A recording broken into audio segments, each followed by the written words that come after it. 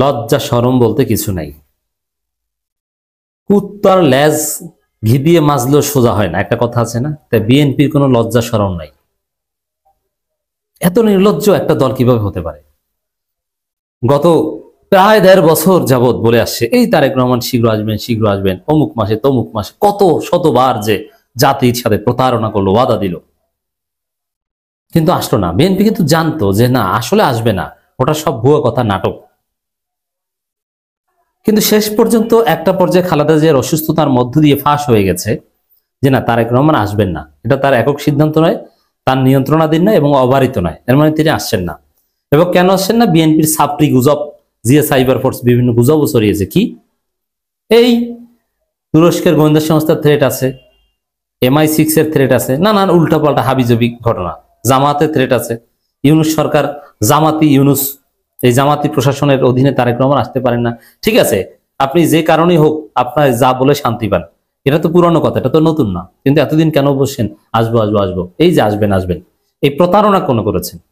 ধরা পড়েছে। মানুষ ভেবেছিল যাক এবার বারবার বারবার ওই ঈদের পর আন্দোলন, ঈদের পর আন্দোলন এই কথা বলে যেভাবে নাকানি চুবানি খেয়েছে, যেভাবে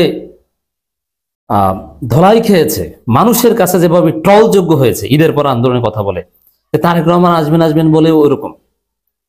তা মানুষ ভেবেছিল এবার যেহেতু ফাঁস হয়েছে, এখন আর এই নতুন ভাবে আসবেন আসবেন এইসব গুজব, এইসব নাটক বিএনপি করবে না। আসলে সত্যিকার অর্থে আসবেন, আর অমুক মাসে আসবেন, তমুক মাসে আসবেন, এগুলো মানুষ বুঝে গেছে, এইসব ফাজলামি আর করবে না। কিন্তু আমরা দেখতে পাচ্ছি আবারও সেই গুজব। প্রথমে সালাউদ্দিন, মির্জা ফখরুল এরা বলেছিলেন যে শীঘ্রই আসবে। ঠিক আছে, শীঘ্রই এটার একটা ব্যাখ্যা আছে, 10 বছর পর, 20 বছর পর ওটাও শীঘ্র হতে পারে। যেমন আমি একটা ব্যাখ্যা দিয়েছি, হাসরের ময়দানে এক দিন দুনিয়ার 1000 দিনের সমান, এরকম নানান টেক্সটে নানান হাদিস আছে। তো সেই তুলনায় শীঘ্রই মানে 20 বছর পর হতে পারে। কিন্তু আলাদা টাইম বলা, সময় বলা যে এই মাসের মধ্যে আসবেন, ডিসেম্বরেই আসবেন, এটা কিন্তু বলেন নাই। আমরা ভেবেছিলাম যে এবার লজ্জা শরম পেয়েছে, এবার আর এইসব উল্টো পাল্টা কথা বলবে না। কিন্তু আমরা কি দেখছি?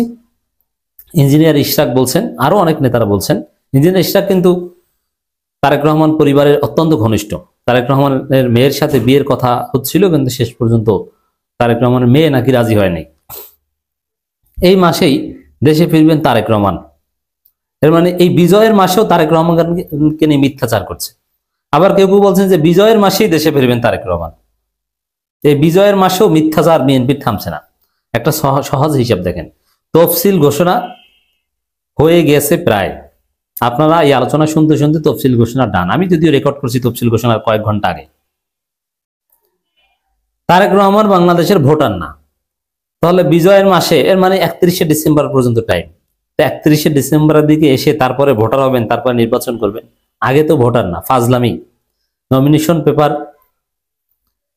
গ্রহণ করা, সাবমিট করা, নানান প্রক্রিয়া আছে, এই প্রক্রিয়া কি থাকবেন না? আর আসলে আসার সম্ভাবনা নেই বলেই তো ডাক্তার জুবাইদুর রহমানকে পাঠিয়ে দিয়েছেন যে তিনি যান, তাকে এবার নেতা বানিয়ে দেখি। তাহলে এই যে নাটক করছে যে ডিসেম্বরে আসবেন অমুক তমুক, এই লজ্জা শরম সবকিছু বাদ দিয়ে এই মিথ্যাচার কেন করছেন?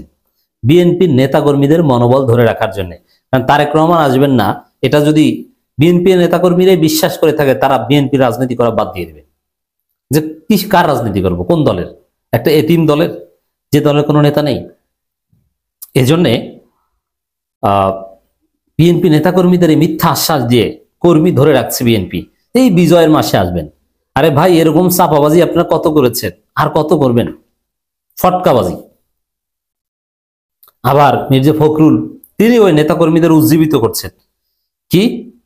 তারেক রহমান যেদিন দেশে ফিরবেন সেই দিন গোটা বাংলাদেশ কেঁপে উঠবে। তাহলে এই যে ভূমিকম্প হচ্ছে বাংলাদেশে প্রতিনিয়ত ছোটখাটো, সেগুলো কি তারেক রহমান আসবেন আসবেন বলার ফল? এই প্রশ্ন অনেকে তুলছেন।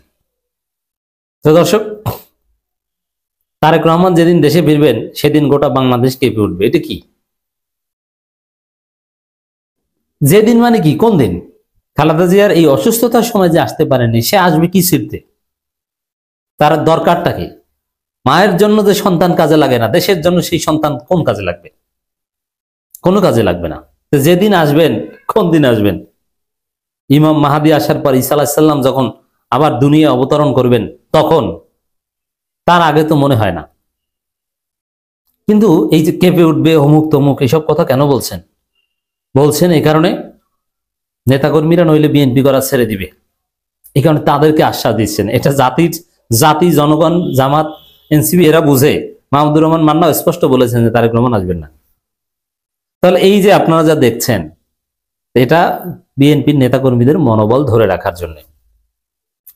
মির্জা ফখরুল আসলে টের পেয়েছেন যে জামাতের কাছে তাদের নিশ্চিত পরাজয়।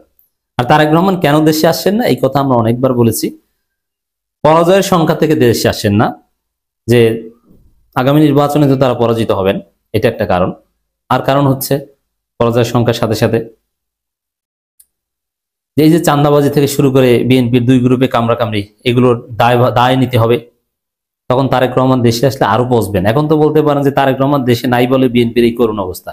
এখন বলতে পারেন মির্জা ফখরুল্লাহ দেশে আসলে আমাদের ভোট 10% থেকে 30% হয়ে যাবে, কিন্তু দেশে থাকলে তখন তো বলতে পারবেন না। তখন দেখা যাবে দেশে আসার পর উল্টো অ্যাকশন, তারেক রহমানের ইমেজ নাই, হাইপ নাই, উল্টো মানুষ গালাগালি করবে তারেক রহমান আসার পরও চাঁদাবাজি কেন, দুই গ্রুপে কামড়াকামড়ি কেন। এমনকি এই আশঙ্কা করা হচ্ছে যে তারেক রহমান দেশে আসলে বিমানবন্দরে যে তাকে রিসিভ করতে যাবে, রিসিভ করতে যেই কয়েকজন মারামারি করে মারা যাবে দুই গ্রুপে, তখন হাইপ উল্টা পিছন থেকে ঢুকে যাবে।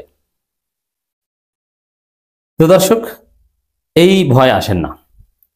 মির্জা ফখরুল বলছেন এই নির্বাচনের লড়াই সবচেয়ে কঠিন লড়াই। এর মানে সবচেয়ে কঠিন লড়াই কেন? এখানে আপনাদের প্রিয় আওয়ামী লীগ নাই, জামাত স্বাধীনতা বিরোধী, রাজাকার, তো স্বাধীনতা এদেরকে নাকি চিনেছে মানুষ, জামাতের নাকি ভোট 5%ও নাই, তাহলে তাদের সাথে এত কঠিন লড়াই কেন? আর এনসিপি তো কিচ্ছু না, কথাবার্তার কোনো মিল নাই। বলে যে জামাতের ভোট 5%ও না, আবার বলে ইতিহাসের সবচেয়ে কঠিন নির্বাচন, আওয়ামী লীগ আবার নাই। এর মানে জামাতের কাছে পরাজয় টের পাচ্ছেন মির্জা ফখরুল।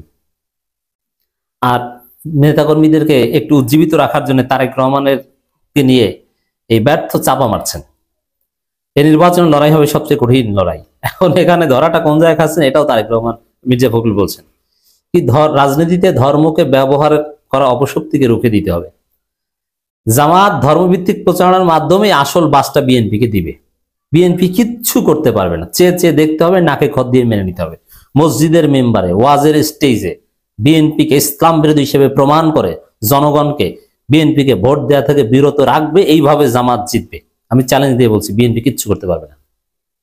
কারণ বিএনপির লোকজন তো আর হুজুর না, তারা তো আর ওয়াজ করতে পারে না, তারা তো আর মেম্বারে উঠতে পারে না।